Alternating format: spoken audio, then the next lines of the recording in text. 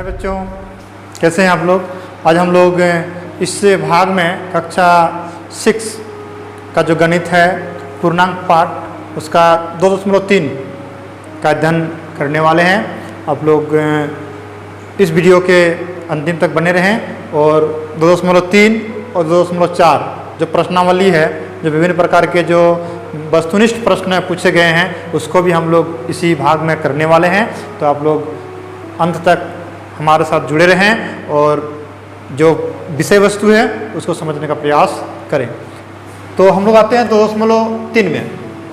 इसमें दो ही प्रश्न है, 1 और 2।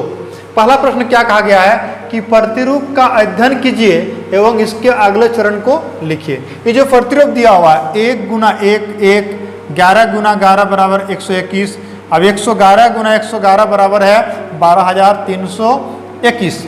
इसमें हम लोग क्या देख रहे हैं कि एक मेरा यहाँ 1 गो है तो यहाँ पर 1 लिखा गया, एक मेरा 2 गो है, इसका क्रम 1 2 फिर घट गया 1। माने सीढ़ी जिस तरह चढ़ते हैं और उतरते हैं उसी क्रम में हमको काम करना है। इस तरह से चलेंगे। मान लीजिए 4 गो रहेगा तो हम 1 2 3 4 शिखर पर यह संख्या को देख करके ये 4 गो मेरा 1 था तो हम 4 तक पहुंच गए और फिर वहां से उतरेंगे तो कितना होगा 3 2 1। तो इसका मेरा संख्या क्या होगा 1 2 3 4। 4 को 1 था इसलिए 4 तक गए। अब फिर घटेंगे कितना 3 2 1। तो इस तरह से हम जितना भी संख्या रहेगा केवल 1 उसका हम लिख सकते हैं। तो 4 का इस तरह लिख सकते हैं। अगर 5 का लिखना चाहते हैं तो 5 का 1 2 3 4 5, फिर यहाँ गुना करेंगे 1 2 3 4 5। तो इसका क्या होगा, हमको जाना है 5 तक। 1 2 3 4 5, 5 तक चल गए। संख्या यहाँ पर देख लेना, गिनती में जो मेरा लिखा हुआ उतना तक जाना है। तो 5 था इसलिए 5 तक गए। अब घटेंगे फिर कितना 4 3 2 1। इस तरह से हम पैटर्न को जितना दूर चाह सकते हैं उतना दूर लिख सकते हैं। तो यही मेरा पैटर्न था कि हम ये जो अंक है इसको गिन लेंगे, गिनने के पश्चात जितना मेरा रहेगा उतना दूर लिख लेंगे क्रम में और फिर क्रम में ही घट जाएंगे। तो इस तरह से इस पैटर्न को हम पूरा कर सकते हैं। और एक पैटर्न है उसको भी आप देखेंगे तो आसानी से कर सकते हैं। अब हम लोग प्रश्न नंबर 2 में देखते हैं क्या कह रहा है कि उपयुक्त विधि से मान ज्ञात कीजिए। अब यहाँ विधि लगाना है, कोई ना कोई विधि लगाना होगा। यानी कि गुणन का वितरण गुण, चाहे गुणन का सहचार्य गुण, जो भी गुण यहाँ लगेगा उसका प्रयोग करके हमको काम करना है, यानी प्रतिरूप में लाकर काम करना होगा। तो यहाँ भी मेरा क्या होगा कि 728 इसको हम लिख सकते हैं। शून्य में तो तोड़ने का प्रयास करेंगे। इसके पहले भाग में भी हम लोग सीखे थे कि अगर 2 बड़ी संख्या है, अगर यदि शून्य में खंडित करके अगर गुना करते हैं तो गुना में आसानी होती है। तो उसको देखते हुए हम लोग काम कर रहे हैं कि 728 को रहने दें। अब यहाँ 101 था तो उसको 100 प्लस 1 कर दिए। अगर यहीं पर मान लीजिए रहता 99 रहता, मान के चलिए कि 728 गुना अगर रहता 99 तब हम क्या करेंगे। तो यहाँ मेरे लिए आसान विधि यही होगा कि 728 गुना यहाँ 100 माइनस 1 कर देंगे। तो ये मेरा क्या होगा, आसान होगा। तो इस तरह से हम घटा करके भी, सॉरी यहाँ पर घटा करके, हाँ घटा करके लिखें तो घटा करके भी कर सकते हैं, जोड़ कर भी कर। यहाँ मेरा अधिक था इसलिए जोड़ दिया, यहाँ कम था इसलिए घटा दिए। तो इस तरह से हम विधि का प्रयोग करके काम कर सकते हैं। आप देखिए यहाँ हम लोग काम करते हैं, इसका हल करते हैं। देखिए तब पहला वाला क्या है, यहाँ संख्या 1 है इसलिए 1 से गुना करेंगे तो वही रहेगा 728। लास्ट में 2 गो शून्य बैठा देंगे प्लस इसको गुना, फिर से गुना करना है। कितना 728 गुना करेंगे 1 से तो 728 ही होगा। 1 से गुना करने से तो उतना ही आता है। आप दोनों को जोड़ देते हैं तो 8 और 0 8 ही होगा, 2 और 0 2 ही होगा, 7 और 8 15 का 5, हासिल में रहा 1 2 और हासिल में 1 3 और लास्ट में होगा 7। तो ये है मेरा अभिष्ट उत्तर। तो इस तरह से हम लोग विधि का प्रयोग करके काम कर सकते हैं। यहाँ भी मेरा वो चीज़ दिया हुआ है कि 504 और यहाँ है 35। तो हम लोग इसको ऐसे कर सकते हैं कि इसको तोड़ दो, 500 प्लस 4 में इसको हम लोग तोड़ दिए। 500 प्लस 4 गुना करेंगे कितना 35। आप देखिए यहाँ हम लोग 500 को दोनों से गुना करेंगे, 35 से गुना करेंगे प्लस, यहाँ जो चिन्ह रहेगा उसको ध्यान देते हुए काम करना है। प्लस रहेगा तो प्लस और माइनस का रहेगा तो माइनस। फिर लिखेंगे 4 गुना 35। इसमें हम आसानी से मुंह में गुना करके चल सकते हैं। अब देखिए यहाँ मेरे पास 5 है, यहाँ शून्य था इसीलिए संख्या सेम था, लेकिन यहाँ पर मेरा शून्य नहीं 1, सॉरी यहाँ 1 था इसीलिए ये संख्या 728 रह गया। यहाँ भी 1 था, 1 से गुना कर रहे हैं तो वही होगा 728 हो गया। लेकिन यहाँ जो है 35 को गुना करना है 5 से, उसके बाद शून्य लगाना है। तो 5 से गुना करते हैं, चलिए 5 5 25 का 5 हासिल में रहा 2, 5 3 15 और 2 17, लास्ट में 2 क्या होगा शून्य बैठ जाएगा। यहाँ भी गुना करते हैं प्लस का चिन्ह दे करके कि 4 5 20 का शून्य हासिल में 2, 4 3 12 और 2 कितना हो गया 14, यहाँ हो गया 140। ठीक है, तो अब हम लोग यहाँ पर ये दोनों को जोड़ देते हैं तो कितना होगा, शून्य को शून्य से जोड़ेंगे तो शून्य होगा, 4 को शून्य से जोड़ेंगे तो कितना होगा 4, 1 को 5 से जोड़ेंगे तो कितना हो जाएगा 6। अब तो वहाँ संख्या नहीं है, यानी ये संख्या हूबहू नीचे आ जाएगा। तो इस तरह से हम लोग इस पार्ट जो है 2.3 को कर सकते हैं। अब हम लोग आगे देखते हैं 2.4 पार्ट जो विभिन्न प्रकार के वस्तुओं से जुड़ा हुआ है, इसको भी आज हम लोग पढ़ लेते हैं। अब हम लोग देखते हैं प्रश्नावली 2.4 वस्तुनिष्ठ प्रश्न। इसमें 4 ऑप्शन दिए हुए हैं, 4 में से 3 में मान दिया हुआ है और 1 इनमें से कोई नहीं दिया हुआ। तो 4 में से हमको किसी एक ऑप्शन को चुनना ही होगा। तो चलिए देखते हैं प्रश्न नंबर 1 क्या कह रहा है।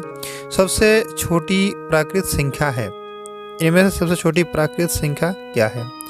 ए नंबर में 0, बी नंबर में 1, सी नंबर में 25 और डी नंबर में इनमें से कोई नहीं। तो हम लोग पढ़ें कि सबसे छोटी प्राकृत संख्या होती है 1 से शुरू होता है प्राकृत संख्या, इसलिए इसका सटीक उत्तर होगा बी नंबर 1। प्रश्न नंबर 2, सबसे छोटी पूर्ण संख्या है। ए नंबर में 1, बी नंबर में 0, सी नंबर में 100, डी नंबर में इनमें से कोई नहीं। अब हम लोग ये भी जाने हैं कि पूर्ण संख्याएं 0 से प्रारंभ होती है, इसलिए इसका सही उत्तर होगा बी नंबर 0।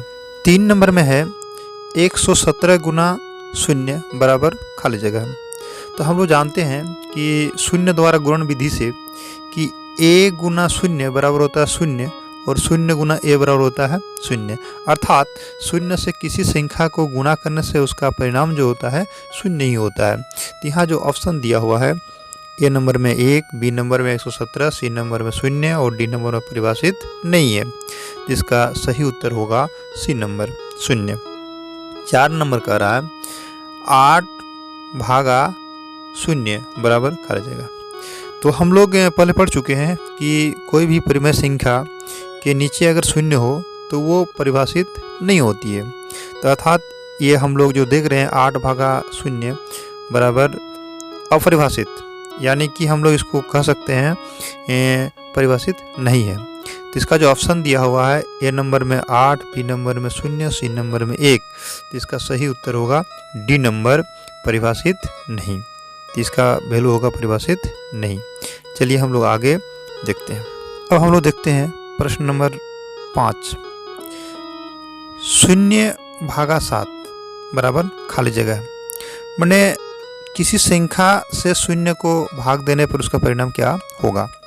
ए नंबर ऑप्शन दिया हुआ 7, बी नंबर दिया हुआ 10, सी नंबर दिया हुआ 0 और डी नंबर दिया हुआ परिभाषित नहीं। तो हम लोग जानते हैं कि 0 को किसी संख्या से भाग देने पर उसका परिणाम 0 ही होता है, तो इसलिए इसका परिणाम होगा सी नंबर 0। 6 नंबर क्या कह रहा है 625 गुना 1 बराबर खाली जगह। ऑप्शन दिया हुआ A number 1, B number 0, C number 625 और डी नंबर परिभाषित नहीं। तो हम लोग गुणात्मक तत्सम गुण यानी a गुना 1 इजिकल टू a या 1 गुना a इजिकल टू a से हम लोग जान चुके हैं कि किसी भी संख्या को 1 से गुना करने पर उसका परिणाम जो होता है वही संख्या प्राप्त होती है, इसलिए इसका सही उत्तर होगा सी नंबर 625। 7 नंबर देख रहे हैं, इनमें से कौन योज्य तत्समक है। योज्य तत्समक, तो ऑप्शन दिया हुआ ए नंबर में 1, बी नंबर में 0, सी नंबर में 4 और डी नंबर में इनमें से कोई नहीं। तो योज्य तत्समक गुण क्या है कि a प्लस 0 बराबर होता है a और 0 प्लस a बराबर होता है a, यानी कि किसी भी संख्या में अगर शून्य जोड़ते हैं तो वो योज्य तत्समक बनाता है। इसीलिए इसका जो उत्तर होगा वो होगा बी नंबर 0। इसका उत्तर होगा 0। चलिए आगे देखते हैं। अब चलिए 8 नंबर देखते हैं। इनमें से कौन गुणात्मक तत्सम है? गुणात्मक तत्सम यानी कि किसी संख्या को अगर 1 से गुना किया जाता है तो गुणात्मक तत्सम बनता है। तो ऑप्शन दिया हुआ है A number 1, B number 0, C number A एवं बी और डी नंबर दिया है इनमें से कोई नहीं। तो इसका उत्तर होगा ए नंबर 1, गुणात्मक तत्सम है 1। 9 नंबर क्या कह रहा है कि इनमें कौन गुणन का क्रम विनिमय को दर्शाता है? गुणन का क्रम विनिमय माने गुणन का क्रम विनिमय होता है ए गुना बी बराबर बी गुना ए। ऑप्शन ए दिया हुआ है 4 गुना 8 बराबर 8 गुना 4, बी दिया हुआ है 4 गुना 8 बराबर 32, सी दिया हुआ है 4 प्लस 8 बराबर 8 प्लस 4, डी दिया हुआ इनमें से कोई नहीं। इसका सही उत्तर होगा ए नंबर 4 गुना 8 बराबर 8 गुना 4। 10 नंबर प्रश्न कह रहा है कि 170 गुना 4 प्लस 170 गुना 6 का मान क्या होगा? देखिए दोनों में अगर हम लोग 170 कॉमन ले लेते हैं तो बचेगा क्या? 4 प्लस 6 यानी 10 हो जाएगा। 170 गुना 10 यानी हो जाएगा 1700। तो इसका ऑप्शन जो दिया हुआ है A number 7200, B number 2700, C number 1700 और डी नंबर दिया है इनमें से कोई नहीं। तो इसका सही उत्तर होगा 1700। हल करेंगे तो होगा 1700। 11 नंबर क्या कह रहा है? 23 और 38 के बीच कितनी पूर्ण संख्याएं हैं? देखिए इसके बीच संख्या पता करने के लिए हमको 2 विधि है। पहले हम 38 से 23 को घटा देंगे तो मेरा बचेगा कितना? 15। 38 में अगर 23 घटाते हैं होगा 15, तो 15 में फिर एक घटाना पड़ेगा क्योंकि बीच की संख्या चाहिए, तो 14 आ रहा है। अब ऐसे भी गिन के हम लोग जा सकते हैं कि 23 से आगे बढ़ेगा क्योंकि अंतराल छोटा है इसलिए गिन के भी जाएंगे।